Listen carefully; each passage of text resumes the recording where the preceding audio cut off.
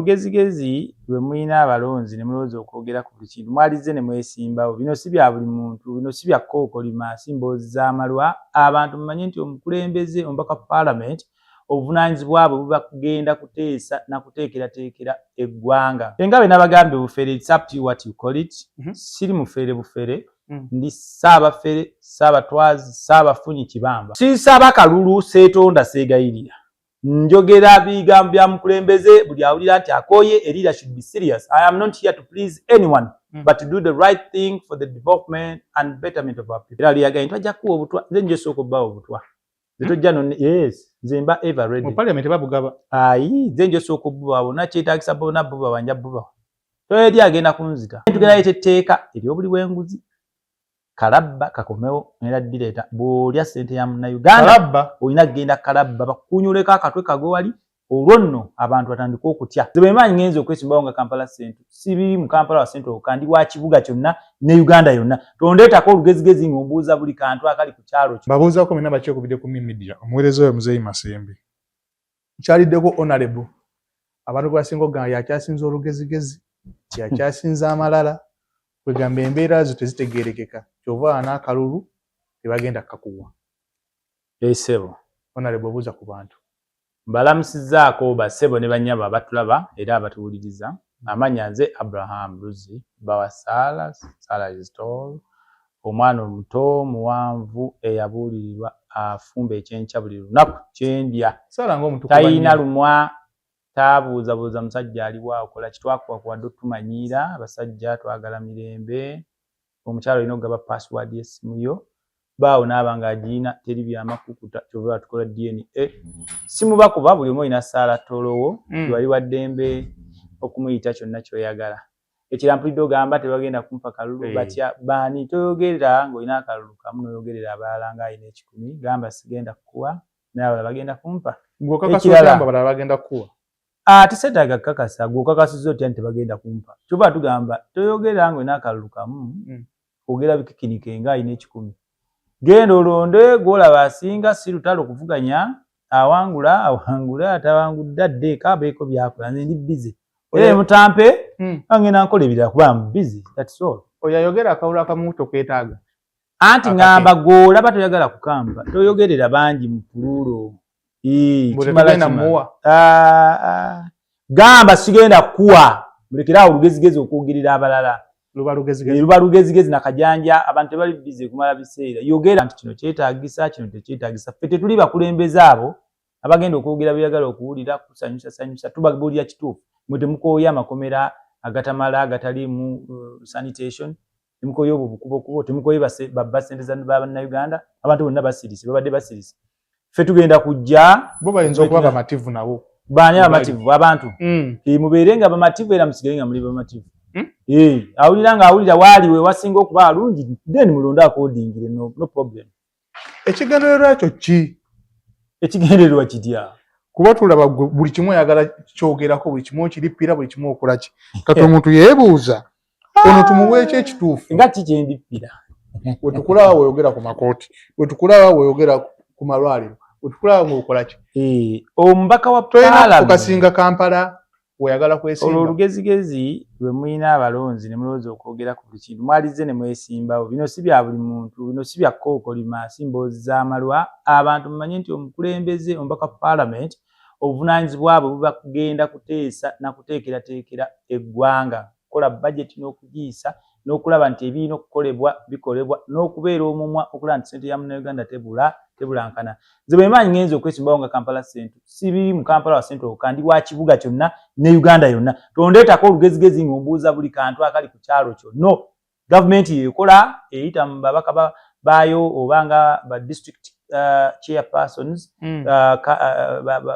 town clerk bwe bamubuuza tubasasula essente okutuusa empeereza ku bantu tombuuza byamala tombuuza byaki oyagala tubuuze bali mwe mutamanyi gwe mulina kubuuza tobanja gy'otaawula okitegedde tobanja gy'otaawula nze tommanja sinza akuzaala sinze mba naleeta ebizibu ebwo abantu balina okukola abantu mubanja ebintu ebitali byammwe ne mubanja abantu ab'enjawulo kyekyo ng'olinga alaga mbu abantu abasindika ababaka bano tebamanyi mulimu gw'ababaka gwebale nnyo naawe musindika bennyini tebamanyi mugaso na buvunanyizibwa ne betusindika mawusi bantu bayitirivu nnyo no wanda ebintu biringa bwe biri bannayuganda senga mina abakulembeze aboogera ensonga ebintu byabadde tebiringa bwe biri ekisooka essente z'abannayuganda abaziteekerateekera mu budget oddira oti ebyokwejalabya n'obisussa ate ku bintu ebigasa era eby'omugaso that's nonsense ng'ebiriwa ekisooka abaka parliament bayitirivu nnyo tekyetaagisa ebitaano mu kana akasi katono nnyo okuba n'abo ababaka n'obusente butono okugeza Canada erina ababaka 315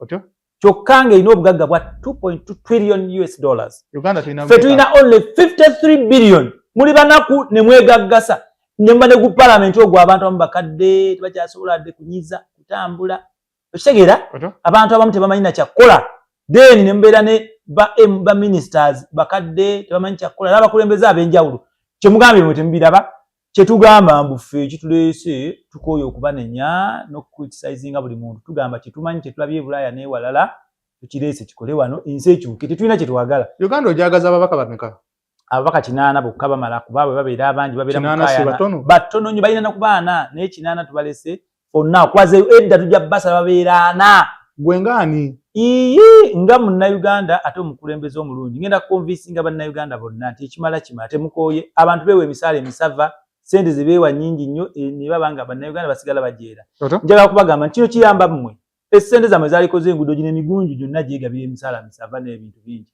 teri muntu ekisooka tugamba ekimala kimala bano abakozi ba gavumenti tuyita recurrent expenditure mu budget beewa emisaala n'ebintu eby'amasanyusanyu bingi senga mbikumenyeramenyera oyinza n'okunyiiga menyeramu honorable ekisooka njagala kugamba nti omubaka wa parliament wa Uganda engeri gye yeeyisaamu nkola ya kijega nnyo okugeza abantu bano bafuna omusaala ne bafuna kyebayita running allowances running allowances nga nnyingi nnyo ne bayita kyebayita subsistence allowance bino okulya alyako bumpwakimpwaki n'afuna kiyita mileage allowance oba amafuta biki bwe bityo ne bafuna kyebayita medical allowance tugamba nedda bannayuganda bonna bafuna medical attention nga nnungi ne babeera ne sitting allowance oba mu committee ne babeera ne housing allowance teri agenda kuddayo kokolibira ku bannayuganda ng'ojja tolina gy'osula ewaawo ekyatugamba balina kye bayita constituency allowance nonsense ne babeera ne bayita ipad za bwerere jangu neeyo ne babeera n'ekintu ekiyitibwa vehicle grant ezo z'owulya emmotoka milioni 2 omuntu tobanga akuwadde ne VTs naye ogenda mbujje kukiikirira ipad nazze sigirina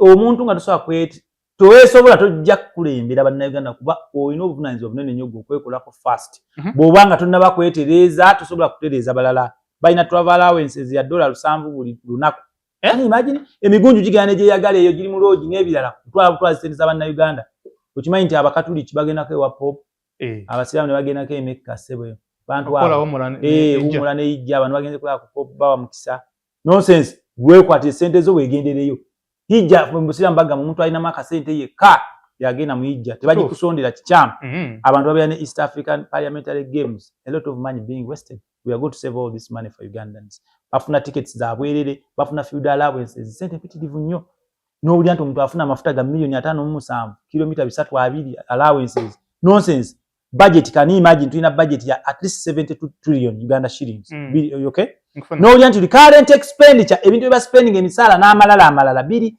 36.9 trillion parliament recurrent expenditure eya budget n'abakozi ba government then nojja ku development expenditure ebintu ebigasa bannayuganda abamamu makubo masannyalaze biri 18 trillion does that make sense to you nongamba nti half y'essente mugimala mu kwesiiga bizigo okulya kunyirira kugenda mu loogi kweyagala misaala misava mamotoka ganjawulo babakuuma wano wabeerawo security obukuumi bwaki ekira n'owulira nti loan zo zitwala 17 trillion wulira ebyenkulaakulana ebyabannayuganda ebyawamu bitwala 18 trillion amabanja ge mulidde nga mweyozesa nezitakula n'okubba obubbi ebintu 17 trillion ebintu byababaka bye bafuna bibadde bikuluma bulijjo tebinnuma nze ng'omuntu kuba mbirina me I live a life better off than an MP or even a minister seta kuzogerako I have more than 10 cars beautiful cars entono empanvu ennyimpi ennema byonna era wotuuka bagenda era nze ate bampa mmotoka kibagaba emmotoka $2,000,000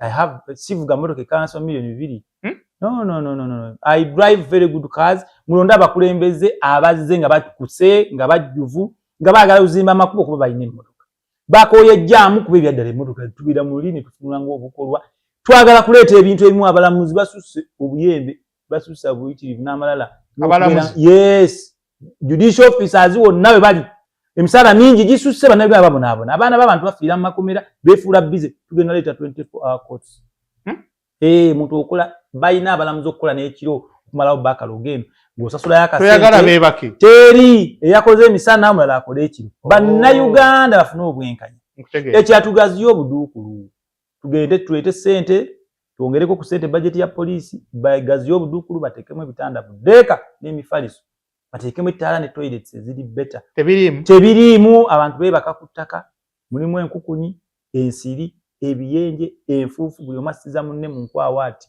okitegedde temuli ttaala tewaliwe beeyambira walungi tebanaaba temuli na mmere bannayuganda betugamba nti si bonna nze saalyako ku mmere bwe bansiba walyanga ki saalyanga nabeerangayo bwenti nga ntunula butunuzi tebampa mmere kyengezaako okugamba buli kye nalabayo kyenjogerako kyaddala twagala amakomera bagalongoosa omwana w'omuntu abeera innocent until proven guilty that presumption should be observed ekirala omuntu olaba bagamba human rights omuntu naba bamusingisizza omusango asigaza human rights ze n'owulira nti kooti etadde omuntu ate emigunju ebweru ne gimukwata ne gimukuba ebigala omuntu yenna agenda okuddayo tulugunya bannayuganda tugenda leeta etteeka nga bebakukwata tokkirizibwa kukwatibwa ku kooti eyo paka ku nsonga ez'enjawulo paka nga wayiseewo mwekiri bannayuganda babikozesa bubi era abatulugunya bannayuganda babikolanga bo naye n'abo bagambako batunula butunuzi ebintu biswaza eggwanga abantu ne beetamwa ne babakyawa abantu abamu bakozesa ebitongole by'obukwerindwa okulwana entalo zaabwe ez'emirimu eza bizinesi diiro ezalemye n'abakazi omuntu obeerawo nga wankwanira ttolo ssaala nga nti kankupangira semwayo kuba obutumbu obwo n'obukuba nina amaanyi kati abantu bangi bakikozesa kuba ebyaddala kooti etadde omuntu ate gudde otya n'omukwata ku nsonga ezitategeereka national security ebintu birina okuba coordinated ffenna twagala eggwanga lino teri agala ditabangula okitegeera bw'oba oyagala omuntu musamoninge agala eggwanga lyabwe nga bafiiringa bali part of it tulina akasengejja ke twagala okukola oba ke twakoze nga bannayuganda tubagamba kyekiseera okulonda obukulembeze obwetaagisa mulekerawo bino ebyobufuzi ebiteetaagisa gasiya kala n'ebirala bannayuganda muzuukuke tugamba ekisooka obuyigize bwa senior 6 kome butono omuntu wa senior 6 tasobola discussinga budget ebyadala budget is a very complex document prepared by experts nga tonnatunyonyola ekyo yes gw'oli waawa nze sirina wengwa ngamba ebitabo byo nze ndi wa diguli ndi ku yakubirira mu mateeka I did procurement and logistics management in Kumba University I did orthopedic medicine Mulago Paramedical Schools I did PCB math ebyabalema abatulaba bangi nnyo sciences is not for everyone that's why I'm advocating nti babongeze ssente abasawo ng'ekitono nnyo omusawo afuna ekitono nnyo milioni 18 si bangi nnyo ne baprofesa abo balina okufuna milioni 8 n'ebirala abantu ababazza engulu ate mmwe bwe mutafaako nonsense tugenda bikomya ombaka parliament ogenda kufuna milioni 2 ne bw'alaawensi ezibuli wonna tugenda bujjawo ebyaddala ng'otuyamba buyambi otuweereza ng'osaanidde ng'oli patriotic oyagala eggwanga letozze kufuna kkokolimira ku bannayuganda alina kubanga atuyamba buyambi omukulembeze abeera ayamba yeewaddeyo yeerekereza sacrifice tozze kufuna ayagala okufuna yenna genda okole business essente ziri mu business genda okole business tojja kkokolimira ku bannayuganda ng'onoonya mulimu nedda tuddeyo awo ekyokubiri muwe institutions eza high education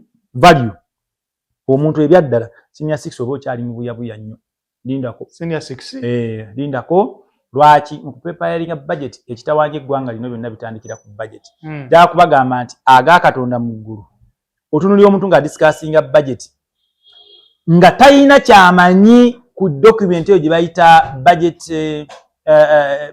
paper eyo budget framework paper omubaka wammwe esooka abamu bakulu nnyo bakadde tebalaba bazunga buzunzi bati tebalaba kati aba preparing document eyo from Ministry of Finance errors nyingi nnyo ezikolebwa no wonder recurrent expenditure exceeds development expenditure egasa bannayuganda abawamu then bannayuganda mulina babbi nnyo mwenna n'awanda aba bataata bammwe baganda bammwe even that development expenditure yokka ate mugibba eyo entono eyo yokka nayo mugibba ne mugikuunyulako ebintu byonna mukola substandard work mufiiriza Uganda abantu ababonaabonya bannayuganda Uganda taatawo maamawo buli omu gyali mubbi agibonyaabonya atya era ababba atya mu budget eri mu kuteekateeka abagiteekateeka bannayuganda tuva twaga tweta outsourcing nga bateekera eggwanga lino si bannayuganda so that bakola ebintu nga tebalina conflict of interest mu ekyo kigenda yamba bannayuganda nti bwe basettinga development plan oba goal ya vision 2040 ne development plan ya myaka 5 ne financial years zino subsequently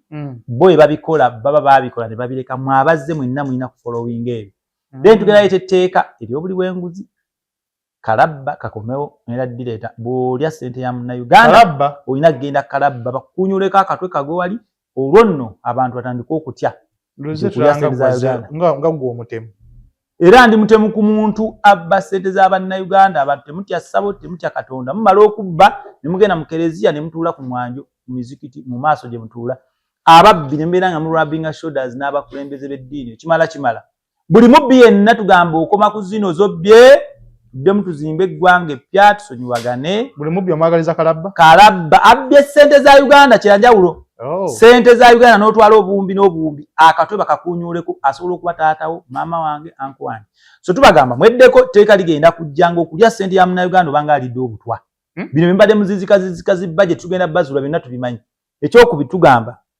omuntu yenna afiiriza Uganda mu form of contract n'ebirala kalabba nga bimulaba ensi ezaakula zaakoma nonsense ekyatugamba olina okujja n'emmotoka eyiyo sebayagala okuvuganya ku bifo byonna teri government kuddeyo kugulira migunju sente eyo grant ya 200 million nedda nga gwe ndaba ayagala amenyawo ebintu byosanzeewo si kumenya tutereeza in the interest of Ugandans kwekyogamba owulira bulungi ng'owulira omubaka azze kwekubako nfuufu aba talina kyagenda bakolera jangu n'emmotoka yo ng'eri ku level of a V8 kyekisooka V8 yes wa VTs lindako kyalina omulimu munene nnyo paso yes paso lindako Rawum lindako Nuwa lindako sirina solina ogira olindako sooka weekoleko sijja kukulabira abantu olina bakulembera ng'oli kyakulabirako ng'okkuse tetwagala kwesigana coffers of government otubbe nga tegwe beneficiary olya olina okukkiriza okukolera million 2 nembaddemu ebimiliyoni 8 mmeka allowance byonna tewali byonna byotemyetemye yagala babijjewo kubitereeza 2 allowance nonsense oyo ina aveewo sitting allowance oyo yenna tewali medical ziri ebbiri zaaki tetukuwadde musaala weewaddeyo ovuga emmotoka yojje tuyinza kukuwa mafuta na buntuntu butono n'ebino expenses nyingi nnyo sente tuzi savings yaggwadda era tugenda ku adopting eyo medical insurance policy ebeere ku national level nga buli mu Uganda osasula akasente katono mu insurance n'obeera ebyaddala nga bakukavalinga bino byabasootera maama mulwadde pressure nganga ebyo ng'eggwanga byali badde byalabwawo dda byalabirwawo dda ne biteekerwa olwo gavumenti neekolera ky'omubaka weebale gavumenti nga gamba neekolera ki Munnayuganda ne byonna bye twagala okukola n'ababaka bibatwaliramu okitegera ng'omukulembeze olina okuba nga olwedde okukusinga ebintu ebimu obisobola tuli mu kulowooza ku bantu abawansi eggwanga bwe lirina okuba average okitegeera ekirala olina otulaga otambuddeko wa ensi tojja kutandika aliko sina passport nonsense genda twagala muntu alina watambuddeko tulaga experience nsi ki byogenda okwogera benchmark ogikolera osinziira ku nsi yonna outside kuba ensi ezisinga Uganda twagala oleeteyo amagezi era ojja kulaba nti abagezi Kenya Rwanda omwana Kenya is far better Rwanda is far better than Uganda ogenda gendo kizwe teri buli bwanguze Rwanda okireete wano bannanga omusajja kye yagambye buli alya sente z'Abannayuganda bakunyuleko akatwe kikola awo tugenda sanga abantu abatagenda create resistance omwana wa senior 6 abatannatambulako okitegeera oyo alindeko akyalina okusoma tewali yamugana kusoma ekyatugamba olina otulaga nti olina amaka agali mmanyago ebyaddala nga gajja mu kitiibwa ky'omubaka akyapangisa lundako kifo ki wonna tewali buzibu tomatalinga kifo kasaba wanga wawo nga wali mmanyago nsula wa maama ate nedda lindako nsula wa mukwano gwange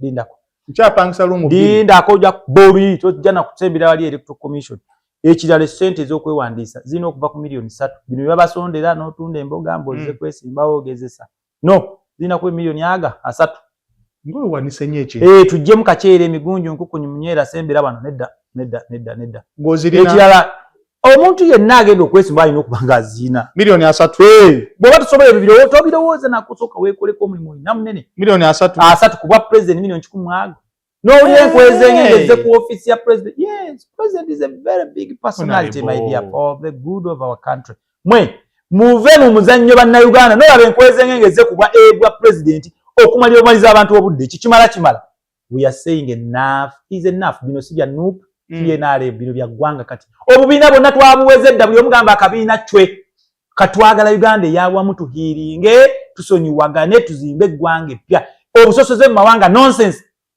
tetulina kudde okukiza lulimi olwo bakusosola tugenda regulating bino medias byonna censoring ekira kyestamazeeyo ebirala oyina okutulaga munna Uganda osasula emisolo oyina okuleeta tax clearance certificate meaning obadde ofilinga tojja kukolimira wano ebyaddala nga tusasula musolo atomanyi nti government okusavinga abantu ofuna esente ezijja mu misolo na nyingiza ojje buli musolo gwe bayita nga tegwe ogukuba ate oyagala service delivery nonsense tulage nti owayi ndi compliant ngenda kukubiza abantu basasula omusolo mu bulungi okitegeera n'ebirala ekyatugamba olina okuba ne turnover ya 1.5 billion yes omukulembeze alina okuba nga atuuse gye mugenze kulya era ebyo narrative baddeyo nti omuntu yenna bamututte kulya kiba kintu kirala nnyo okitegedde tebakututte kulya nonsense dewamu okole ekyatugamba tulina ebintu byetugenda okutekendeeza ku nsaasaanya y'abannayuganda n'okubayisaamu amaaso ng'ebiriwa by elections omuntu bw'aba yafudde tetumanyi kimuse eyali number 2 taking over don't waste people's time and resources tukomewo tulonde waste of time and resources eyali number 2 ajjeeyo oba NRM oba opposition ekyatugamba tewali nsonga ebyaddala muntu lwaki oba ne office n'emisaala gy'abantu basatu oli minisita oli MP bw'ofuuka minisita nga bakulowooza obwe MP buveeko eyali number 2 ajje bamulayize bino ebyokweyagaliza n'ofuna omusaala gwa MP n'ofuna ogwani no tubaagala nnyo yes kyova olaba bannayuganda bagala gavumenti buli omu yeeyagaliza ekikumala kimala kyova olaba abantu baffe tebakyawulira tebakyayagala gavumenti ero kyova togenda kufuna kalulu bwe sifuna nemba kimwe mufunamu bwe mutampa bino byenjogera mwe mufunamu twagala bireeta biyambe eggwanga lyaffe n'abaana baffe abaliddawo omuntu yenna ategeera nga awulira meseji yange ajja kumpa akalulu yes ekyatugamba ebyaddala ekimala tugenda kusala amagezi waliwo abantu abatasasula musolo tufiirwa sente nnyinyo hafu y'omusolo ogenda owulira nti waliwo ba investor emigunju naye ebiseera ebisinga ebanguzi ne muwa tax exemption ate abantu abaali badde basasula ki omusolo BMP n'abantu abagezigezi omanyi eggwanga lina fugibwa bayaayi obuyaayi tekitegeeza buno obusazi bw'ensawo toli muyaayi oba mubbi wa musango muzi wa misango omuyaayi kitegeeza omuntu ali smart kakati yes obubbi bwa Uganda bwonna buli very simple naye bannayuganda temukimanyi obadde kimanyi for example nti for the financial year eya 2019-2020 twafiirwa emisaala oba emisolo mu gavumenti 2.4 trillion wuliriza bulungi biri emekaawo financial year 2019-2020 naye nga bakulaga nti oli yajja n'agamba abantu abo tembabeeza musolo gavumenti ate mweyali badde efuna ssente ate embwe ezirese wabeerawo abakiise ekkoona n'alyako haafu bali n'atema ne bali n'abawa bali ne batasasula katonda ajja n'abasabira exemption ne bamutemera awo gavumenti efiirwawo ssente nyingi nnyo kati for the year 2020-2021 twafiirwa 2.8 trillion a lot of money ne bagamba nti 2021-2022 3.1 trillion ate nga ziri nnya anti buli mwaka wabeerawo abagezigezi ababiyiyayiya 2022-2023 3.66 trillion zino sente nyinyi z'abannayuganda nga bibala eyali badde zifuna ne baawa bikampuni ate ebigagga gono gasi agenda kukendya teri kuddayo kugaba tax exemption nonsense zino sente z'abannayuganda zijje tooke lyabwe likole emirimu egigasa Uganda teriimo tax exemption bw'oba olya nga tosobola okukolera wano bireke genda abagenda okukola bokka tujja bawa incentives endala ezitali za kukola ki jangu competing ne bannayuganda favorably nonsense akome 2023-2024 twafiirwa 3.6 trillion. Can you imagine? Then in 5 years government ya Uganda yafiirwa 15.7 trillion mu misolo egyaweebwa egyo emigunju mu baforeigner ba investor nonsense oyo nagasi atugenda mujjawo bw'oba owulira Uganda tekugasa togibba musolo genda dde wammwe forces zasololana nazo okulaba nga Uganda tefiirwa sente ezo zoyogera munnaye bannayuganda bangi babadde tebamanyi bano bayita bamafiya bano bamafiya twabalinnyemu dda era ali yagaye twajja kuwa obutwa nze nje sooka obbawo obutwa Zetojja no yes zemba ever ready. Mu parliament babugaba. Ayi zenjo sokububa bona kyetagisa bona buba banja buba. Toyedi agenda kunzita. Ate ne message gendeese. Bonna avaawo mulala jjagitandikira. Kira mu namba kubiriza. There are so many rules. Genzizi tebazanyika. So tugamba mu myaka 5 Uganda efiiriddwa 15.7 trillion. Budget number almost half yayo. Wesize ekyo olwanisa ba mafia. Ba mafia batitiizi nnyo. Omubbi yenna nga bamutegedde abamunafu nnyo. Kati ebyaddala nga embyogedde nze ne oli ne wakolako obulabe abalala banaddawo bajja tutandikira wano. Omubbi abalina kwana zaweddeko. Ekirala nno kankubuulire. Waawe tufiiriddwe ssente nnyo. Olaba kujagaali hydropower. Twafiirwa ssente nnyingi nnyo. Mwerowoozaako batukodde n'amasannyalaze. Naye nga abagezi baatwala ettooke lyaffe. Yes. Kati waliwo buno busako. Okumanya bannayuganda be bababbira. Gwe bano amasannyalaze babaggyako omusolo obutasasula musolo. Kyokka gwe munnayuganda balina bye baali bakusonyiye obutasasula musolo gw'amasannyalaze. Waliwo abaatutte ssente zino ate mpitirivu. N'ojja kati twalibadde tulina maybe nga tufuna amasannyalaze ga bwereere oba ga ssente ntono nnyo olw'okuba babaggyeko ki omusolo. Kati n'olaba nti bbeeyi emu ate giri emigunju gitwala ettooke lyaffe. N'ojja ku busako bantu bangi nnyo owulira sako kwewola. Gavumenti yaggyako omusolo ku busako. Naye njaga ssente mpitirivu nnyo naye kati nkubuuza waliwo owa sako yenna gwe ekisoboka. Then n'owulira ebintu bingi nga oil and gas, mining contracts, n'owulira nti abantu ebyaddala abantu bangi n'owulira nti waliwo abantu abamu abatasasula musolo ate nga be baali badde basasula nga bafuna ssente nnyingi nnyo okugeza ba MPs abo olaba emigunju egyo. Oyagala basasula musolo? Yes! Bonnayuganda basasula income tax. Allowances zaabwe tebabaggyako musolo. Abalamuzi ne ba judicial officers bonna ba state attorney. Bannayuganda twagala equality. We need equality and everybody should be liable to paying taxes. It's everybody's responsibility. Irrespective of position, ethnicity, or even age. When we set up policies, they should cut across the country. And this is the time. It's not about political parties. It's not about colors, gender. Everything should be nationalized and should be realistic and long-term. This is the time where we are saying, let everybody stand up and take up the responsibility of developing this country. Let there be no tax exemptions because we lose a lot of money in giving this nonsense to investors, so-called investors. Whoever doesn't think this country is fit for their investment or development of their businesses, pack and leave. Let us and all the local investors be treated fairly, and we should compete in this free market. This Uganda is for all of us. Ladies and gentlemen, Uganda's problem is you. It is your father's relatives that are in government. Ugandans should take responsibility of all the mess that is happening in this country, beginning from the budgeting and development of this country programs. Those planners, they are Ugandans, and whoever is swindling or siphoning Uganda's money is Ugandans. Mostly Ugandans. In fact, 99 Ugandans. They are your fathers, sisters, families. Many of you are beneficiary to this scam, and it should end now. We are giving or forgiving everybody today. We want to begin a new chapter. We are saying we are introducing a law to be hanged by the rope whoever chops or swindles Uganda's money. Yes. Nonsense should end. Enough is enough. And we are calling upon everybody to stand up.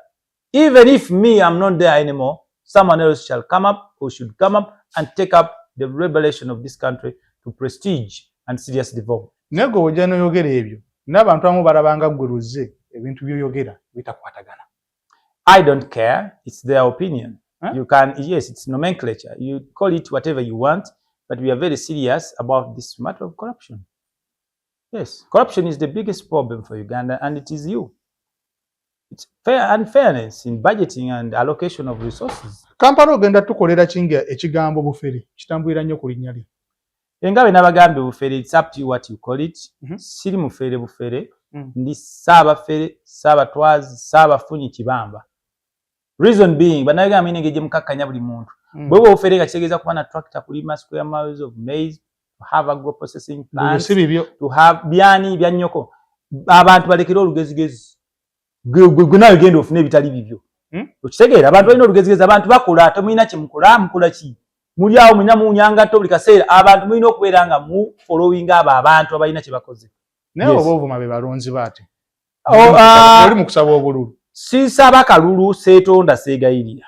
Njogera bigambo bya mukulembeze buli awulira nti akooye a leader should be serious. I am not here to please anyone, but to do the right thing for the development and betterment of our people.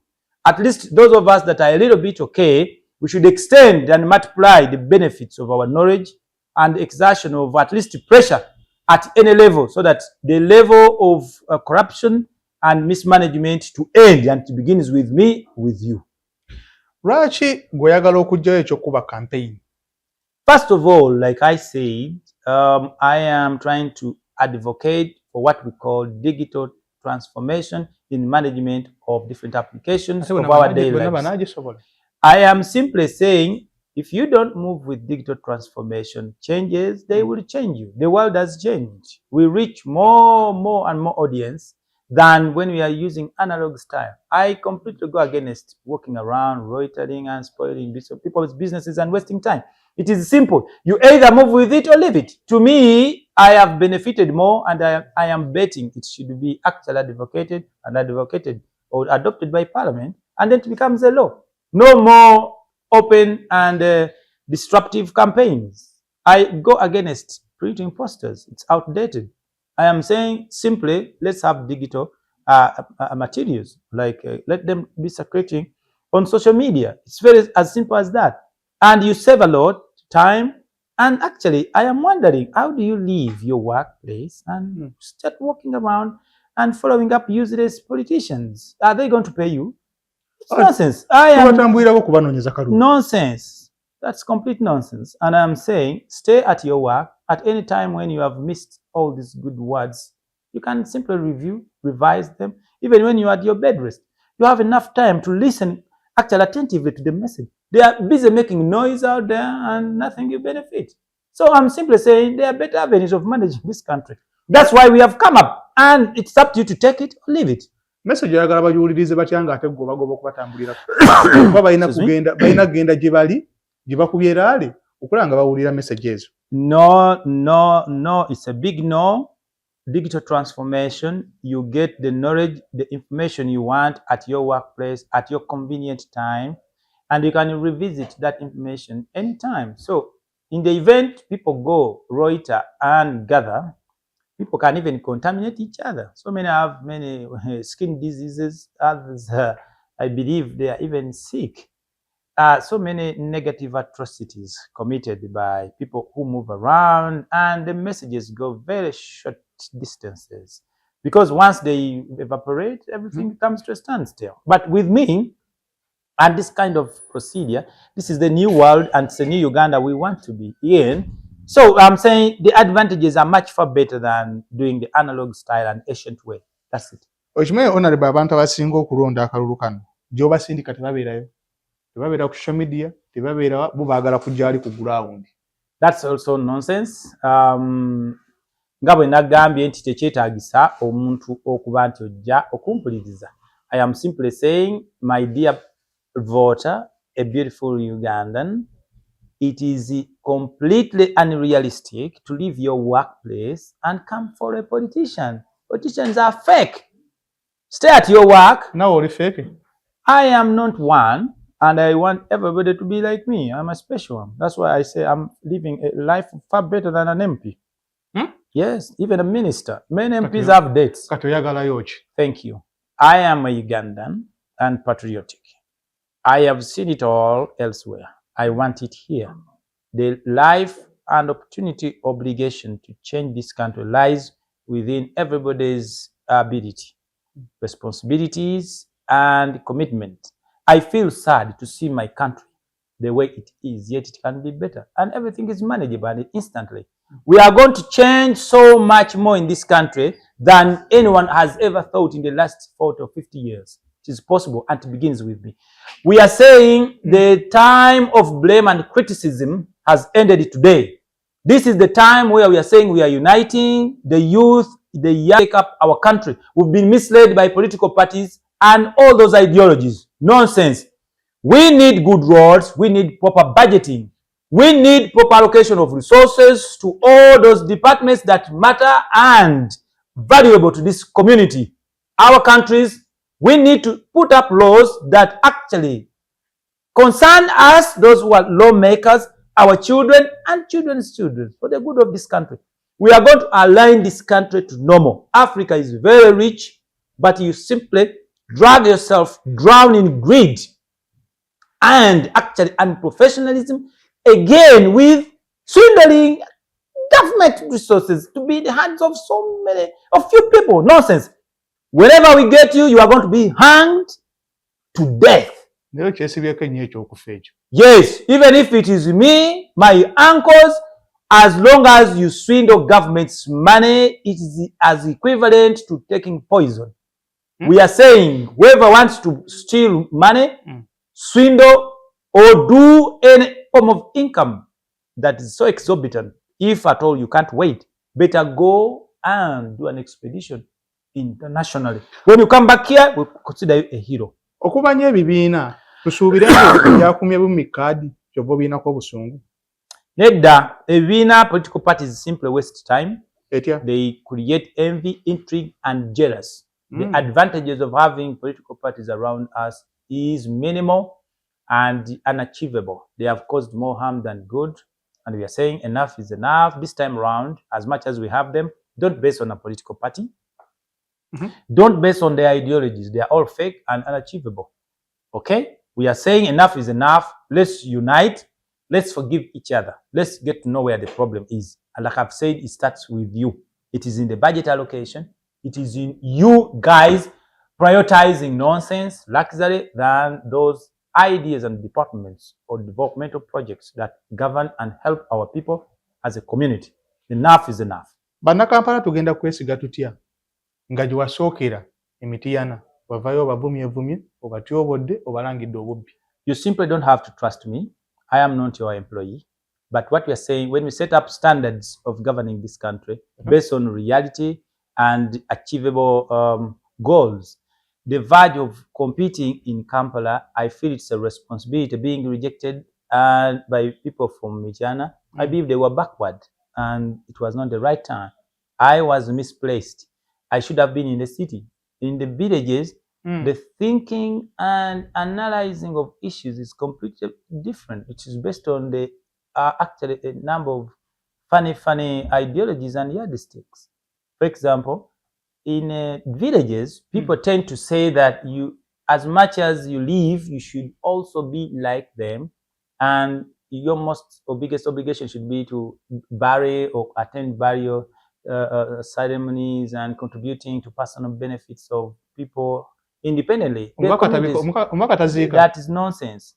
Responsibilities of a member of parliament is not to build roads or buy certain useless old damaged ambulances. That's the role of government. No, I didn't do that, but there are certain obligations I took over, much as I knew they were not mine, and even at the end I didn't benefit. So that's why I'm saying this is the time to do the right thing. Yes.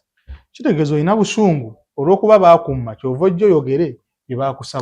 it's not that. I am trying to awaken Ugandans and align politics to normal trend. And like I said, the youth of today have known that this is right and this is wrong. So we are trying to promote that and use all possible ways to make sure Ugandans understand. And we are going to do it, whether you want it or no, because we are saying enough is enough. As long as we keep quiet, there's so much more that we lose than when we have to do it. Let's take a chance, and this time around we are saying no more failure. If you are tired, be part of this. Tutunulira ayagala ekifo kye Kampala nga talina manifesto okujjako kuba obukubi byasanzeewo. What is manifesto to you? I believe manifesto is about ideas. Me, I'm a reformist. That's my ideology. I am not demeaning whoever we are finding in power, but I'm saying there are better ways of doing it. And I'm not just a blame game person, like to blame everybody or unknown or criticizing whatever that is there, but I am providing also solutions. So I'm a solution provider, a reformist. I want to beautify what we have and we move for the betterment of our country. I go against Ugandans that are not busy. They keep all the time want to discuss things that even don't bother them or they don't have knowledge about.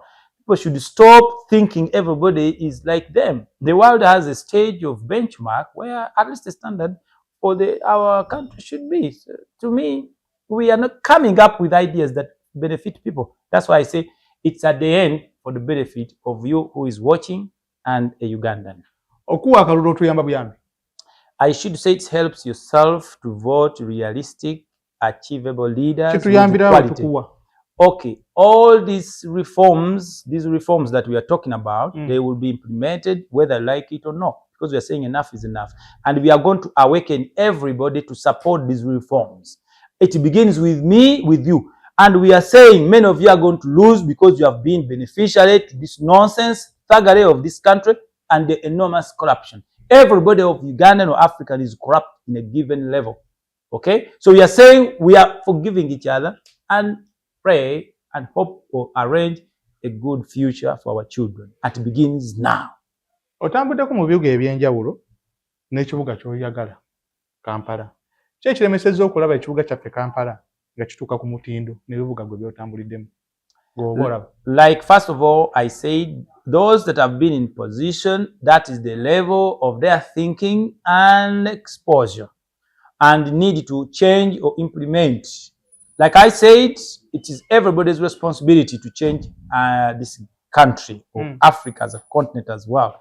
So we are saying one reason why Africans, why Uganda is damn not developed is because of you. One, in the budgeting, you swindle half of the money to yourselves. Sure. Even those developmental projects, you swindle the money. You know it. Whoever is watching me, you know it. You have our money. Number two, we are saying even the ideas, you run out of ideas. Some people are old, too much old. So they need to rest. We need to treat them with seniority. Take care of them and let's take over, you know. Then also we are saying, running out of ideas. This country needs a new city. Of course, this is outdated and it's old. We need to plan and center or put a new city with immediate effect. And it should be regulated.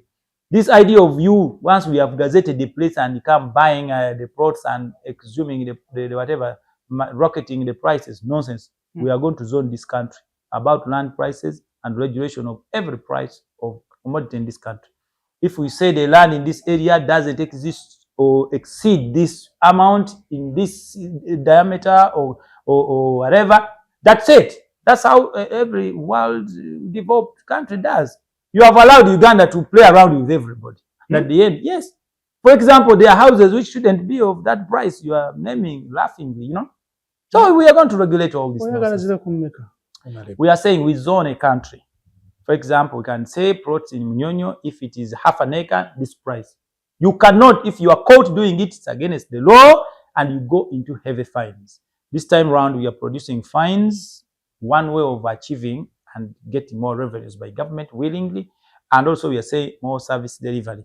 We are going to digitalize all government performances so that we tend to avoid interaction of people to people performance. Nebwe ndabanga yagala okunyigiriza omulonzi wo because womba nguze ekintu ndi wadde bo kitunda sente zembanjagala okusinziira ku sente z'abanguziza negwe ogamba mbu ettaka lina kubeera ku sente weziti oba tuli mu kunyigirizibwa. Yes, governing a country, it's a free market, willing buyer, willing seller, but there must be regulation. That regulation is not for me, it's for the country. It has more advantages than disadvantages. Prices have to be revised and zoned. So we should stop the idea of mismanaging regulations of prices and much more things. This is in the interest of you and me. That's all. First of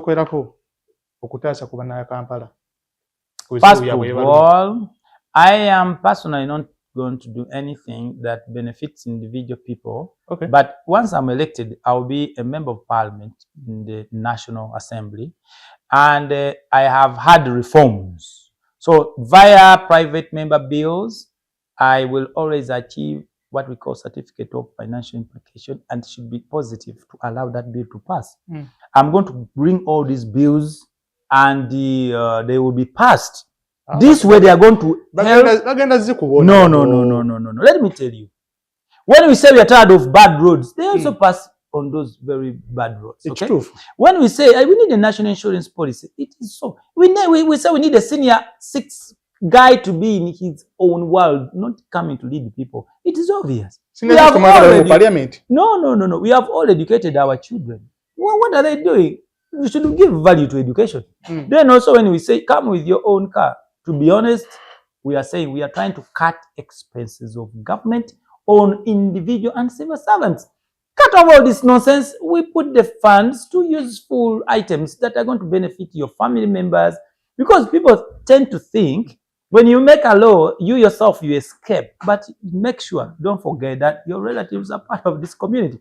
When we say no more granting exemptions to able tax-paying individuals or companies, it is obvious it is in the interest of this country. Development. It's obvious. No way. If you are at a level of achieving or not being able to have suits, my dear, you are too shallow to become or even be able to lead people. Not even member of parliament, but many other form of leadership, right from LC1. Yes. Let able citizens exemplary be leading this country for better services and managing our communities. That also showing that education has no value. No more like all those expenses we've been making. There's no need of exorbitant expenditures on RDCs, advisors. No, they all take a lot of money. No more women in district MPs. You don't have to be a woman to represent MPs or women. Right. You should compete fairly. Equally, like in Kampala Central, we have women people running. So I know a lot about women. I am married. I know in and out. That's nonsense. We should not marginalize women by creating special purpose groups or positions. You are actually lowering them that they are not fit to compete favorably. In education, there are those that have been excelling. We have seen people on merit. Let women and men be put on merit. There is no job for a woman or a man. That nonsense, we are all about cutting the expenses of parliament and this government. In fact, no need of disabled people with disabilities, nonsense. It is us giving birth to people with disabilities. So we know, we've been taking care of you, we know you. Don't say you have to be crawling and bring you in the wheelchair so that you represent your interests. Nonsense. You don't have to be having workers' union, having UPDF representatives. Oh, that's nonsense. MPs, they have to be cut to 8 MPs. No need of Kampala having more than 1 MP. Kampala, nonsense.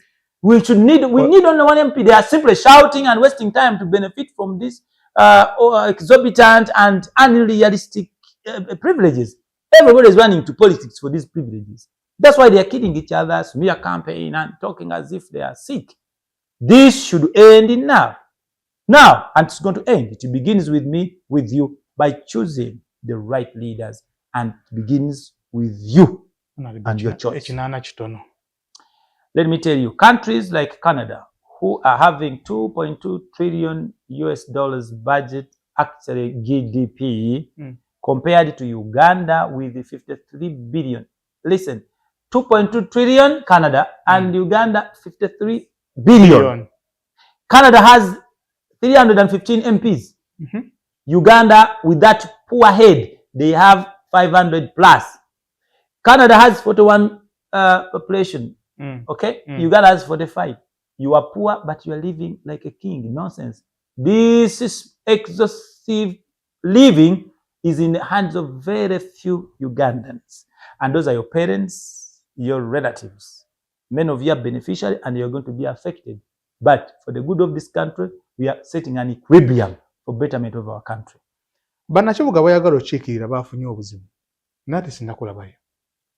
Which buzibu? Not everybody lives in the swamp there. No. Some are living in Kololo, others are in Bugorobi. Those are not, you cannot say that Ugandans or Kampala people have received such a problem. That was an accident. I am very much aware, but I'm not excited at the same time. As a matter of fact, it is of their interest when we speak the truth and giving them direction. One, we stand with the people who have lost goods, possibly a lot of losses, and we are saying that was known. That's why we have a full ministry for disaster preparedness. Yeah, we are saying that's what you are saying. We have to put them to task. For example, they've been, if not deceiving to us, we've been seeing you running to Bududa and elsewhere. It has been far where we are not seeing. Now it has happened where we are seeing everybody is wasting. Yes, everybody is looking to see how Mr. Hilary Onek is coming to compensate and support these people, including him. I don't know, I don't care, I'm not part of his team, but I'm saying this is what we expect. Okay. Number two, when they are assisting these traders, harm is part of them, is also lost. It should be thought about as well. Let us support our local investors for betterment of this country. Earlier on, so many people were objecting to construction of Nakivubo Stadium. Right now, everybody is enjoying, and it's beautiful. That's true. Ugandans, learn to mind your business and supporting your fellow Ugandans. It is high time we stand with those that are grieving. We should support you. We know very well that that church being constructed, definitely, there are clauses of insurance and compensation for workmanship and so much more damages. We expect insurance to take over and even government to come in as soon as possible. Stop politicizing such events. I don't have to come and sit or stand in the mud to portray grieving with those that have lost. No, I am saying I should speak what is true for a leader and finding a solution. And we are saying it is high time we pass laws and regulations that support development of this country and considering Ugandans first and aiding all our local investors. Please, dear Ugandans, this is the opportunity you have always to choose right leaders. It is the opportunity you have to do the right thing. We know many of you are beneficiary to doing wrong. If you think you cannot be safe committing crime and anything, better run away from here and go expedite all your techniques elsewhere in the world. When you come back here, you will be a hero and you will be protected. Ugandans first, and it is now, and it begins with me, with you. Fellow youth, stop the nonsense of political parties' ideologies. Stop the idea of hate speech, tribalism, ethnicity imbalance. This is the time to think as Ugandans. And we are saying we are going to raise the value of a Ugandan. In the courts of law, one's ID should be able to stand surety of anybody possibly in any crime. This is the time we are saying let judges and judicial officers expedite all their rights and actual obligations in time and be responsible and answerable to the people of Uganda. This is the time we are saying budget should be allocated properly to police cells or departments to make sure they are expanded and they should have equipment with decals and beddings. There is no any Ugandan that should be rearrested in the verge of seeking for justice outside the courts. If you are tired of all this nonsense, you should say enough is enough, and it is today. Ladies and gentlemen, it begins with you, it begins with me. Like I remind you, you are all beneficiaries of corruption. We are saying this is the last time Ugandans should acknowledge and take responsibility of their actions. Whoever is ready to turn this country into a beauty and a society of living corruption, let's end siphoning Uganda's money. We are introducing a law and regulation that anybody that is caught swindling Uganda's money should be put to hang to death and serve an example as an example to the coming generation. We are saying all the stealing, all the misuse of refund of funds that starts from the budgeting and planning committee, where everybody cannot even pay attention because it is done by technical people. It begins with us, it begins with you. Honorable Nkuta, oyogeddeko ku kya amu okufiirwa. Omunnayuganda agenda kujja kubuuza ye yafiiriddwa ki? Okay, thank you very much. When, first of all, we've said government doesn't have enough money for development or taking care of most of developmental projects in the country, much as what we have is being swindled by a few individuals, it is in the mandate of this country, led by the president and the entire administration, that they have devised to at least incorporate or bring close local investors or international to do agreements with government to develop certain parts and sections of Uganda. It is in this same phenomenon that I believe Ham was granted that opportunity to develop the channel. Therefore, him or having encountered this verge and also this calamity of the overflow of water, it has actually endangered his time as well of completion of construction of this project. I am very sure some of his equipment is being eroded away by the running water, like rakes and other equipment, construction tools. I believe also the completion of this project in a given time has been disrupted. If at all the money is from loans, the loans are running. When we are planning for the modest and low-income earners, we should also protect our investors. I want to say Ham is a Ugandan and should be considered a citizen that deserve also to share the benefits of this country. And we don't want to at least crucify him for his good heart to develop and put resources and knowledge to develop in the country where the masses are benefiting, especially in occupying those very areas. Okay. So that's why I say himself also must be stressed. In fact, he needs counseling so that we encourage him to do more and more developments and have our back as a country, that whenever you do something good, it should be appreciated. Mbadde ne Honorable Luzzi doza tumalirize mukadde wange. As we wind up, it is your duty, Ugandans, okay, to take up the responsibility of your country. It begins with you by choosing the right leaders. I am standing as a member of parliament for this country. Because I am the one. You choose 1 against 10. I am 10, I'm 20, I'm 40. What I'm speaking, I am much far better than an MP or even a minister. Oh. And I'm saying what I wish, what I am, I wish also to do it for this country so that we all can elevate ourselves from poverty and low income levels.